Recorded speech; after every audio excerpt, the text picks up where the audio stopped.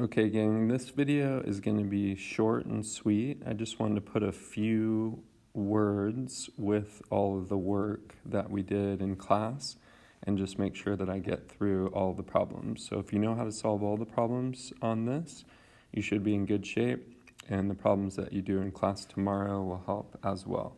They both parallel the celebration on Wednesday. All right, so here we go. Again, short and sweet here. I'll do it longer in the future. So this is the shape of a prism. So we're going to do the area of the base times the height. So the base is 12 times 5, and the height is 4. So we just multiply all those together, and you get 240 cubic feet. If we want to convert it and figure out how many gallons that is, then we take our 240 cubic feet and we multiply by the conversion that's given. So that's 1 gallon over 0.134 feet cubed.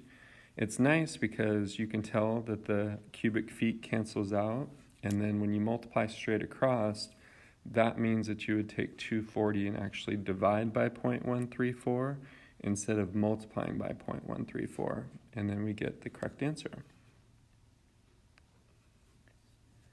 Okay, this one we're looking for the volume of the oblique cylinder.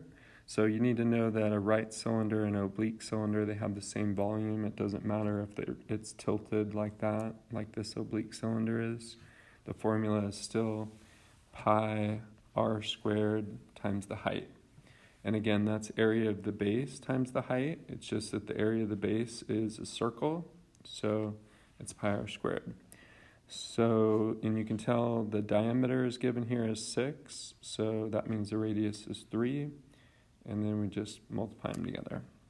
226 cubic centimeters, sorry. Okay, can we find the volume of this pyramid? Yeah. So when they give us the 28 inches squared, we know that that's not just a side, that's actually already multiplying the side times the side to give you the 28 inches squared.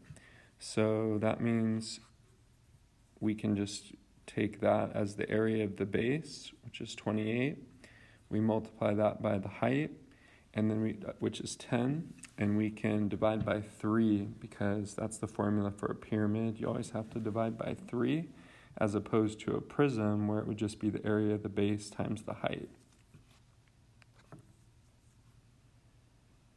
Okay, this question is saying, hey, is it possible to find, the volume of this shape? And you definitely can.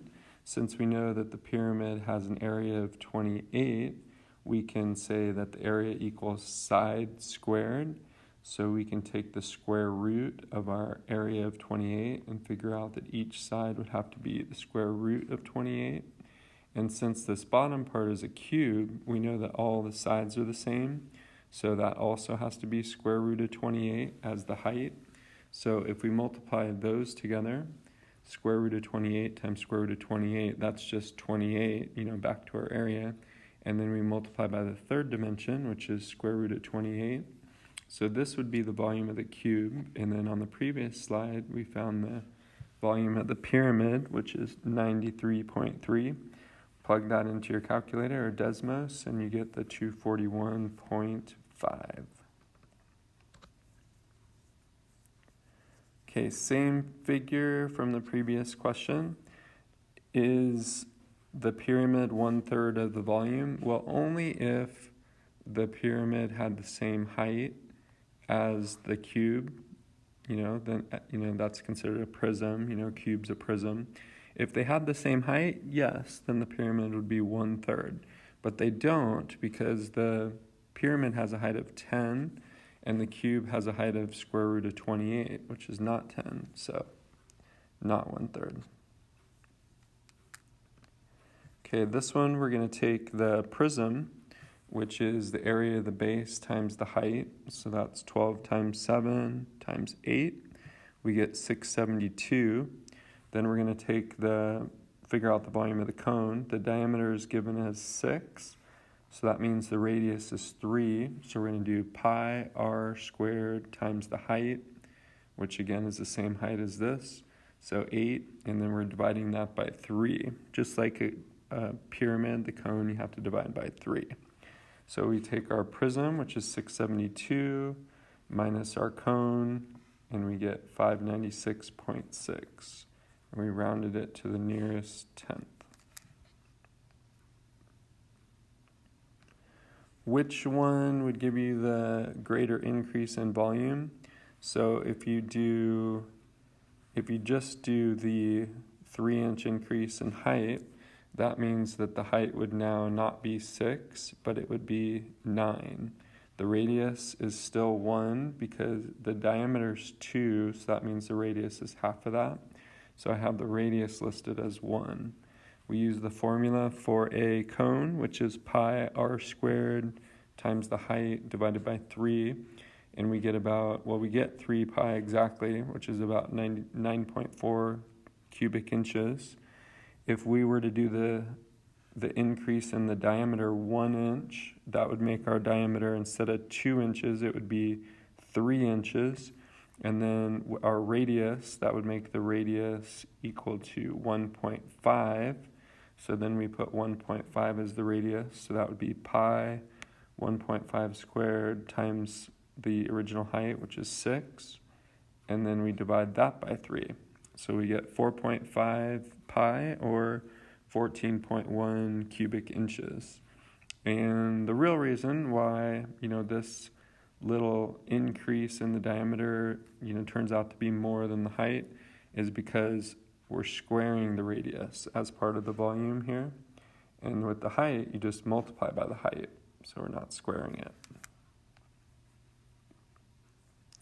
Okay, this composite figure, we're going to calculate the volume. So we have a hemisphere, which is half a sphere, and we have a cone.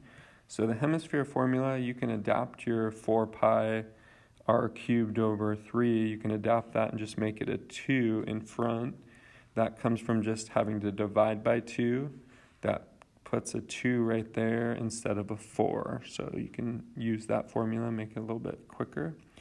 So 2 pi, your radius is given right there as 14. So you plug that in, cubed, divided by 3. The cone is pi. Oh, this one has an extra little challenge because we were only given the slant height here, so we weren't actually given the height. So we have to use a little right triangle in the Pythagorean theorem. So it's 14 squared plus the height squared equals 22 squared. And if you subtract the 14 squared over to the other side, 22 squared minus 14 squared is 288. And that means the height would be the square root of that. So square root of 288. So I went ahead and just kept it like that. And I used that for my height in the cone. So the cone again is pi r squared times the height divided by 3. So I just plugged, this whole thing into the calculator right here, and I got this 9230.2 cubic centimeters. Okay, another composite shape to figure out. So we have a hemisphere, and because this is 8 here, we know that the radius is 4, and it's the same on the top as it is on the bottom, so that's also 4. And because it's a hemisphere, it's half a sphere, so the radius of this is still, the radius as you move it up as well. So 4 is definitely the radius of that hemisphere. We can do, for the cylinder, we can do pi r squared times the height. And then for the hemisphere, you can use the easier formula. You can just do 2 pi and then r cubed divided by 3. And then when you plug all that in, you should get 385.4 cubic feet. Okay, this last one, we got a sphere here. And if you know that the radius of the sphere is 12, then that means it's 12, going this way, 12 going this way. And what that does is that helps us figure out a few things. That helps us figure out the 12 for the radius of the cylinder, and it helps us figure out the height of the cylinder. So we have 12 plus 12, so that would make the height of the cylinder 24. So that's why when we want to just figure out what the volume is when you have the volume of the cylinder and then you take out the volume of the sphere, you want to figure out what all of this is left. That's the goal, figure out all of this, okay? So we're going to do the volume of the cylinder, which is pi r squared times the height. That's this. And then we're going to subtract the volume of the sphere. So that's 4 pi r cubed divided by 3. And you should get this. So I think that might be it. So I will say good luck. Good luck. Buena suerte. Okay. Let's see.